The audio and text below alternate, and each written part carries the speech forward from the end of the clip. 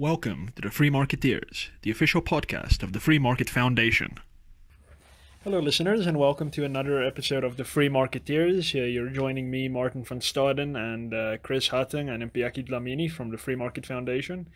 So this week I thought we would talk about, or first I think I should mention Chris's podcast from this morning. He obviously addressed the big issue that the world is currently seeing in the news, which is the cathedral burning in Paris, France, and he connected that event with policy uncertainty and those types of things in South Africa. So I would recommend listening to that if you want to get the latest scoop about what's in the news.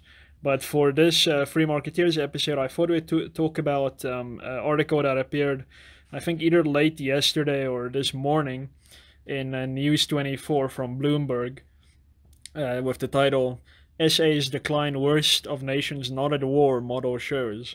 And according to an organization called Eunomics Business and Economics, that's quite a mouthful for a business name, it says that the South Africa's performance on social, economic, and governance measures has deteriorated more in the past 12 years than any other country that is not at war.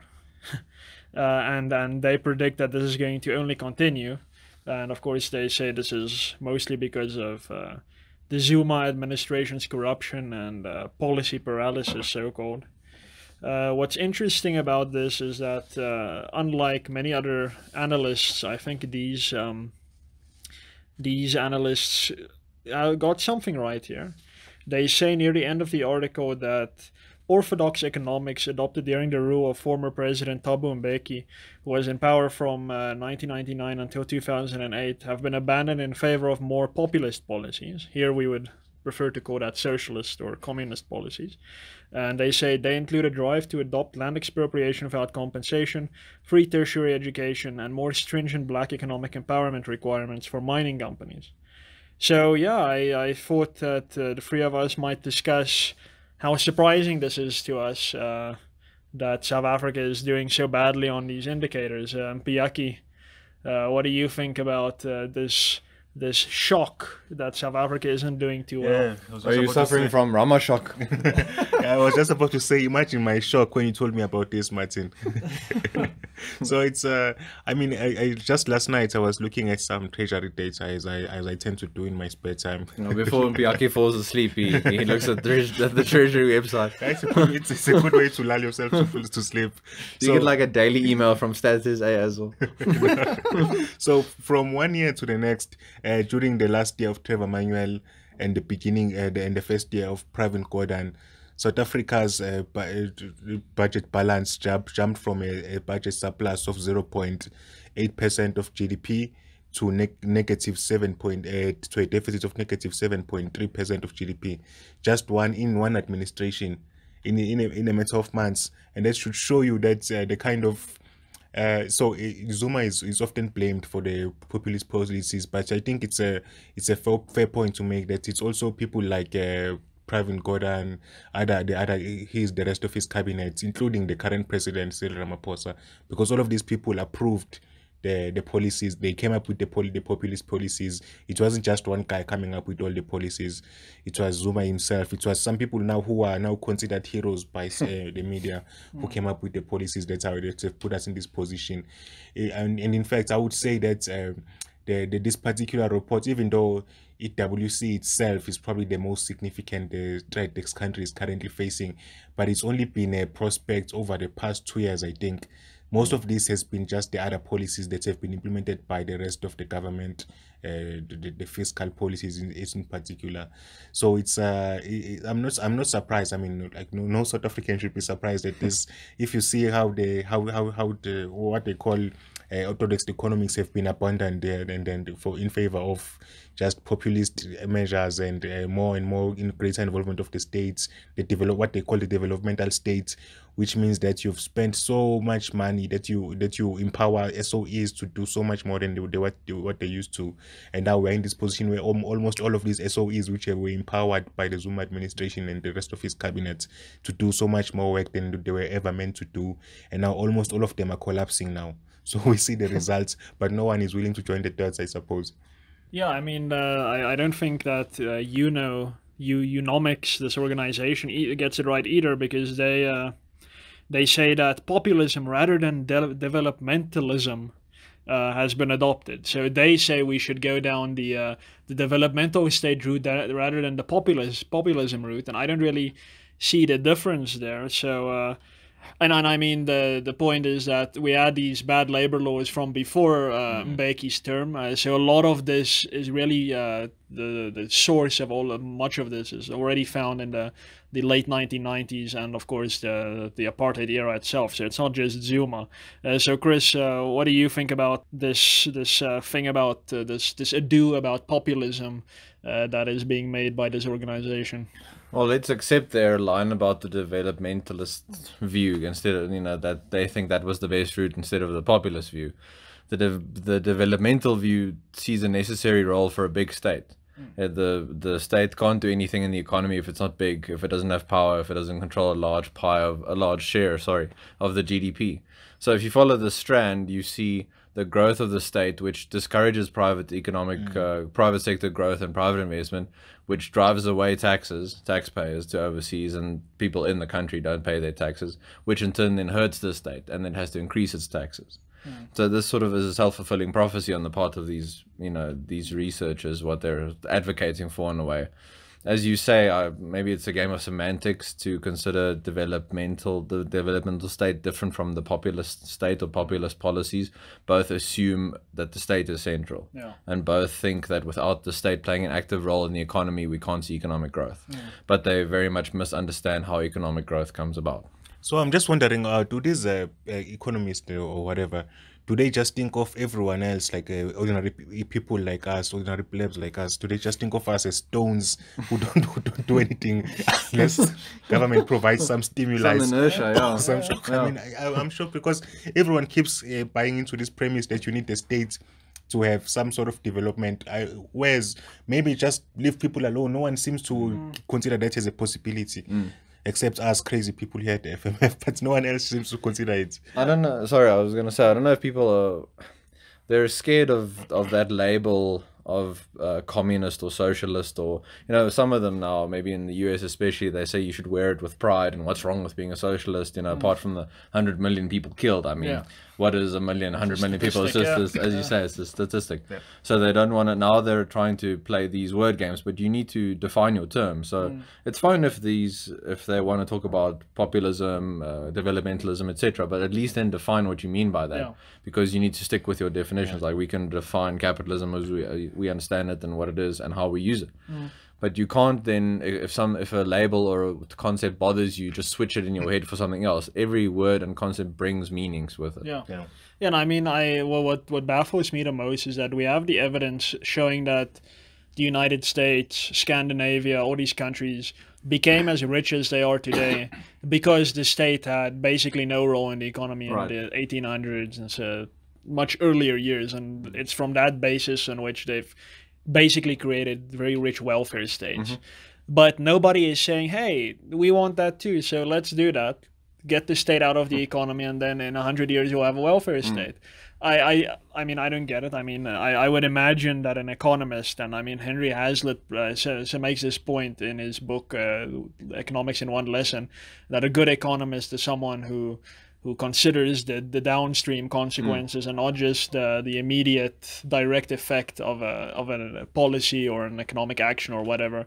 They look deeper. It doesn't seem like this is happening. Everyone says we want to alleviate poverty right now, and the state needs to just go in guns blazing and destroy poverty. But I mean, what I always say is we need to stop asking how are we going to stop poverty, and simply stop trying.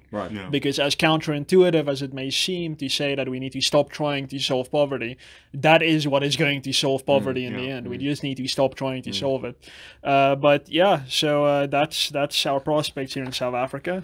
We are doing worse on socioeconomic and governance measures than countries that are literally at war, in shooting wars. That includes Syria, which is not one of the exceptions here. So Syria is doing better than South Africa, which is slightly disheartening.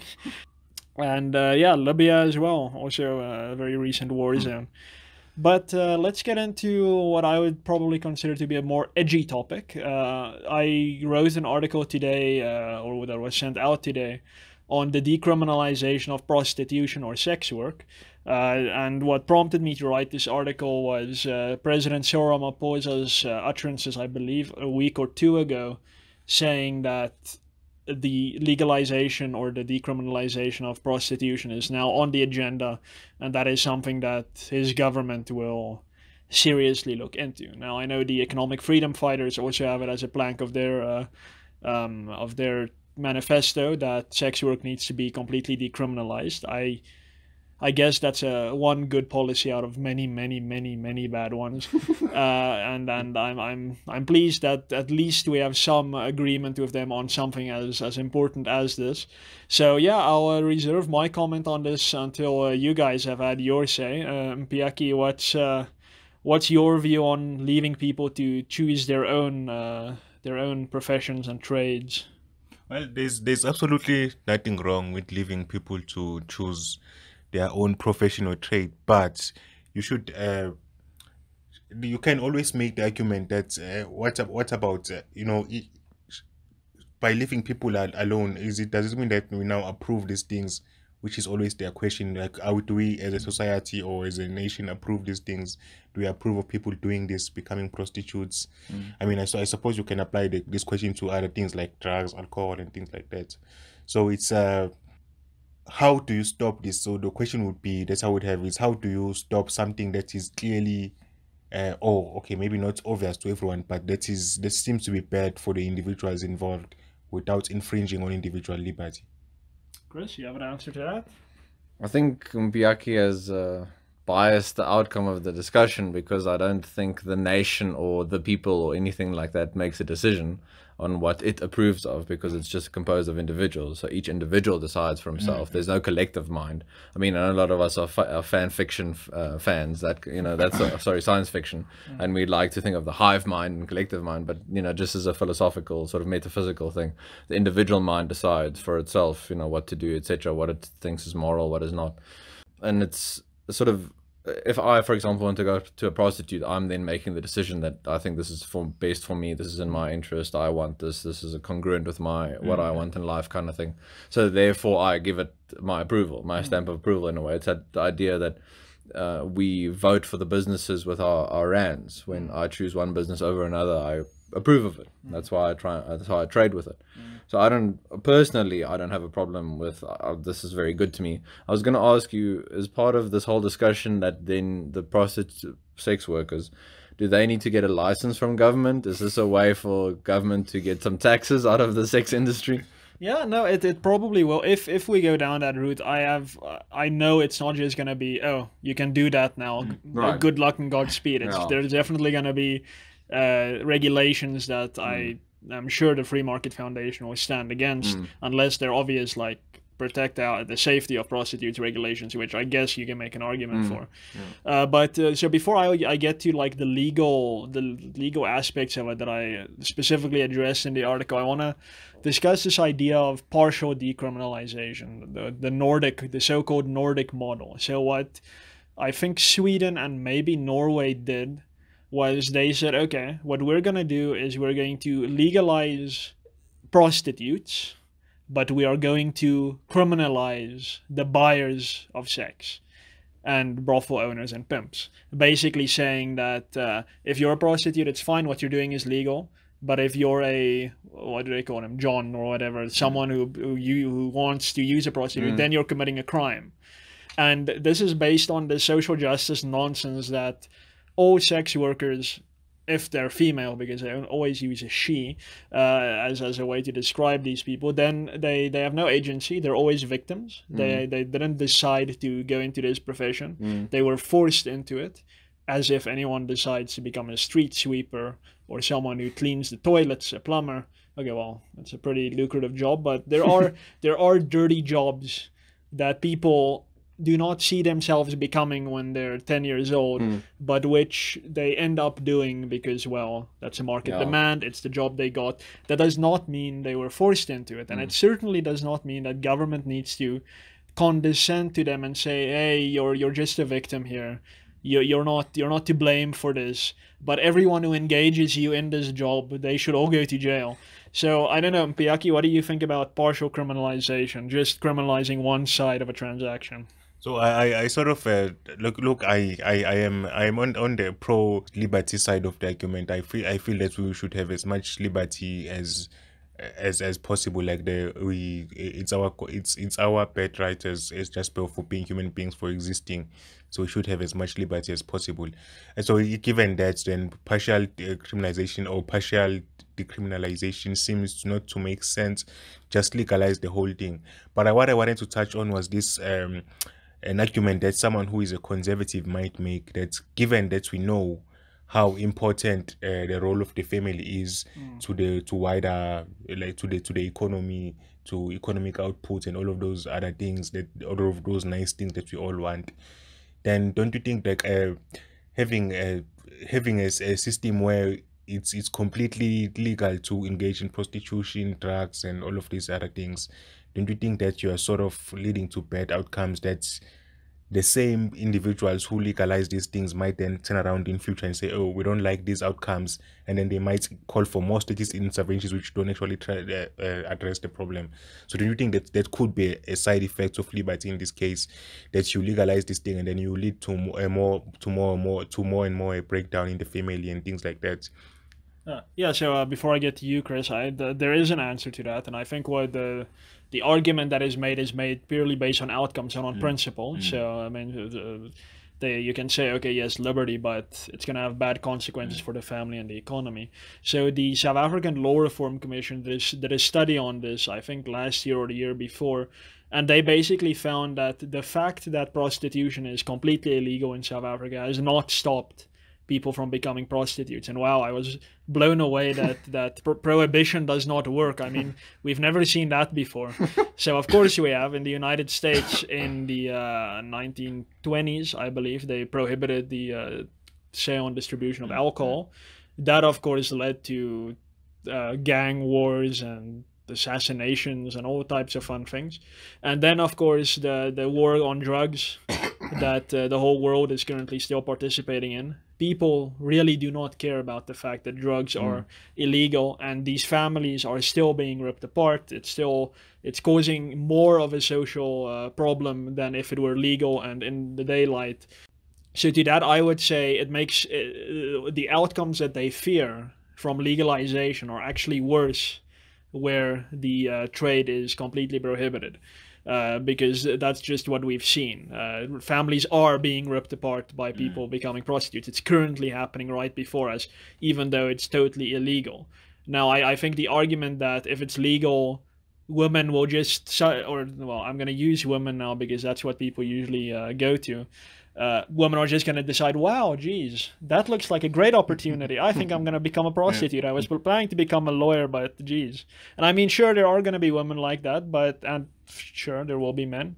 But it's not like everyone is just going to start becoming prostitutes. The same argument that if you legalize drugs, everyone isn't just going to start shooting heroin or something. It's just not how it works.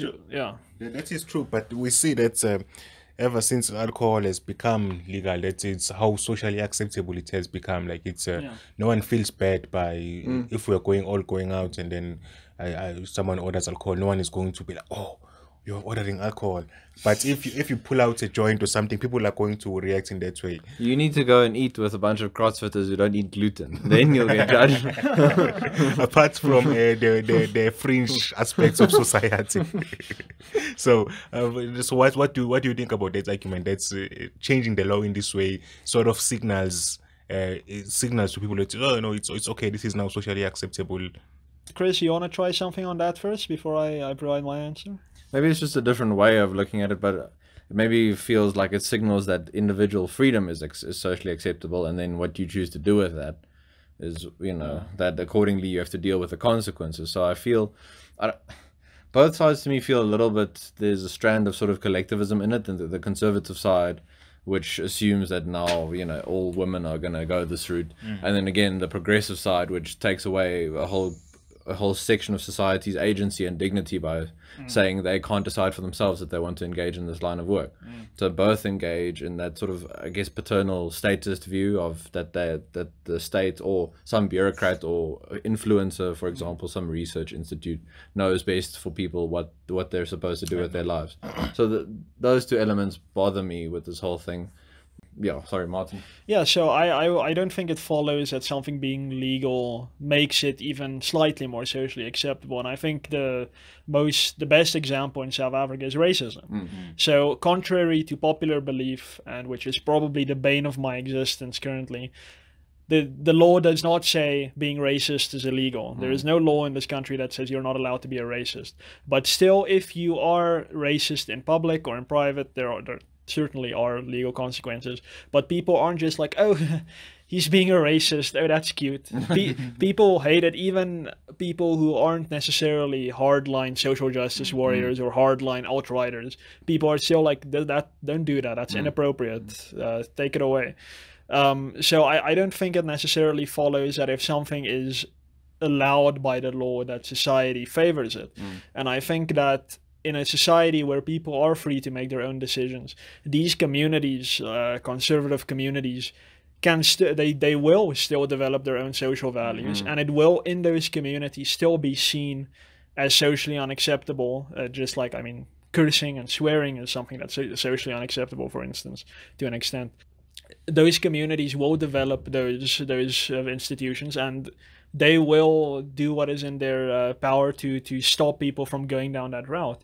But to go that extra mile and say that our institution that we've developed that says this is socially unacceptable is so good that we're going to force it on everyone now, I think that is a very problematic thing to do. And I think it's somewhat arrogant to think that, because what that has created is that when your opponents have created an institution, for example, in the United States, this new phenomenon, it's not a new phenomenon, I need to be very careful with my words here, but this phenomenon that even children now are being sent for gender reassignment surgery and so forth, something that a lot of people say is horrifically wrong. But now there's a specific group of people saying this is what we think is acceptable, and now we're going to, in many cases, use the law to impose it on everyone else. So it's a case of conservatives in the past have used the law in this way, thinking that they've done the Lord's work, and now it's being turned on them. The only solution, in my opinion, is the libertarian solution, which is to say, everyone have your own social values. It's great. It's fine. Keep the law out of it, keep violence and force out of it, and don't force your view, because no one's view is good enough to enforce. So, Chris, you have something to say on that? Yeah, it's probably also useful to consider just because something is legal doesn't mean it's moral. And we know apartheid, it had the whole legal background and everything. That doesn't mean anyone considers it. Maybe some people then considered it, but no one now considers it a moral system. Not Hitler came to power through the legal sort of channels of power. He didn't just engage in a coup, kind of. He was, voted in. But we know that Nazi Germany was highly immoral. So I think we should focus very much on the principle of individual freedom, that no body or state person should have that power to tell people what they're allowed to do with their bodies. And then what they do is up to them. If someone very strongly believes in, let's say, traditional or conservative Christian family values, they are completely free to advocate for those. They can write articles, they can go on radio, they can do all that sort of stuff to try and convince people why it's immoral to do so. And then people can decide for themselves. So that's probably, I think, probably the best way, the most useful way to start with looking at these things is just, how do you see individuals, how do you see their sort of range of action? Do you think that the state needs to overlap that range of action, or do you think they have their own sort of independent circle that they can do their own thing? I know. I think I agree with you guys. Just sometimes just to put out the conservative side of the argument. But my last question on this would be, what about the disease burden that will obviously result from this? I mean, prostitutes tend to, I would assume, tend to have higher rates of diseases like HIV and AIDS, other STIs and things like that. Surely you guys would agree that the state then can't, or taxpayers can't pay for this then? I wonder if there's a market for insurance in, in that field. That could be a good business opportunity. The premiums would be crazy. But again, it goes back to the question of the role of the state. So if you think the state should provide healthcare for everyone in the form of, for example, the NHI, National Health Insurance, then you're going to want to limit people's choices so that they don't affect that negatively. The same with the sugar tax or the ban on smoking in certain areas, and a liquor advertising bill as well. All these stuff, people, I think they realize that if people pursue these things, they're going to be more of a burden on the healthcare system of the state, and therefore they want to limit people's choices. So that goes back to the state shouldn't be involved in healthcare in the first place. Yeah, and I think this is a good segue into the legal aspects, but to directly answer the question, I think so legalization means it's legal but regulated. Decriminalisation means it's just free. So let me use the word decriminalisation. If it's decriminalized, I would think the health burden would reduce, because no longer will prostitutes be. So I've read a lot of articles by the Sweat Force, which is a sex workers' rights organization, and Sizonke, where they write that sex workers currently, whether it's a valid paranoia or not, are very concerned about going into the open, going to hospitals, going to the police and saying, listen, I have a problem here, help me. Because in some way it's going to come back to them, and they may end up in jail. So I think that the moment it's decriminalized, there will be a lot more openness. It may not be totally awkward for a client to ask for testing and so forth, for there to be. So are you saying that they'll use more public services after it's decriminalized? Well, public, private, whatever. I mean, there would be trade unions, will probably a sex workers trade union will probably, for example, provide condoms, all sorts of assistance to maybe decrease the risk of there being an infection in the first place. So I have no doubt that it being brought into public, it's something that being legal, just like any other profession, will drastically decrease the risk of there being these epidemics. Because currently, I mean, a client comes to a prostitute without using protection. What can they do? They can't say, well, I mean, it is rape in essence if you engage in sex in a way that not both parties agree with, but the prostitute cannot then go to the police and say that, because she herself will end up in jail. So I would say that That's a good point, yeah. if it's brought up into the open, there will be a decrease in the health burden as well. But then just to get to the legal aspects, which is what my article was specifically about, and that is that regardless of your view on prostitution, the Constitution as we currently have is very, very clear about the freedom of every South African to the right to choose their own trade, profession, or occupation. It's as simple as that. That's section, I believe, 23 or 22 of the Constitution that says everyone has this right, and it says that the state may regulate this right, may regulate the practice of your trade or profession by law. It does not say the state may prohibit it. It says the state may regulate it, and it says the state may regulate the practice, not the choice. So it's very key to understand the subtle uses of language here. When the Constitution says that the practice may be regulated, that does not mean the state can say you cannot choose that trade. Right, that acknowledges the practice already. Exactly. Yeah. So it says that the state must respect your choice of trade, but then it may regulate how you practice that trade. And this has been totally ignored by government, the courts, which I mentioned this in the article, and I think it's probably true, but some may say that I'm being very disrespectful towards the Constitutional Court here by saying that in the State versus Jordan case, where the court upheld the prohibition of prostitution, I believe that was the judge's social conservative values speaking rather than their understanding of jurisprudence and the Constitution speaking, because they used what I would consider very, very superficial reasons for why they upheld it. They said, for example, they just said prostitution is a social ill that Parliament must combat. Basically, just accepting this out of nowhere, and there were some logical fallacies in their reasoning as well, which I point out in the article, which will be in the description below. So, as far as, I mean, everyone can have their view on prostitution. That's completely fair enough. We can have a good national debate about it. The point is that our highest law already says that whatever trade, you can choose whatever trade you want. And I would extend this to being a drug dealer as well, so don't think you're going to catch me out on that one. Then the Constitution guarantees you that right, but your practice of that right may be regulated by law, not by regulation, not by decree, by law. So that is the constitutional position as far as I'm concerned, and I think that if you have a slightly more open-minded bench on the Constitutional Court, which we may have now, they're terrible on economics, I might add, then you may get sex work legalized if President Ramaphosa and his party do not beat them to the punch and actually legalize it, as decriminalize it, please, as he has said a few weeks ago. So I don't know if you guys have anything more to add on this topic. So what should, I just wanted to, something came up now just as I was thinking as you were talking about the legal aspects of it. So now currently a poor family that lives somewhere in a suburb or township, if like a brothel opens next door, they can call the police and get it shut down. So once it's decriminalized, then they won't have that recourse. So what should their family do now? Well, so this, I'm assuming that if brothel keeping is legalized, which isn't necessarily what's going to happen, it will be a commercial venture, and it will need to be in a commercial zone under town planning and zoning laws.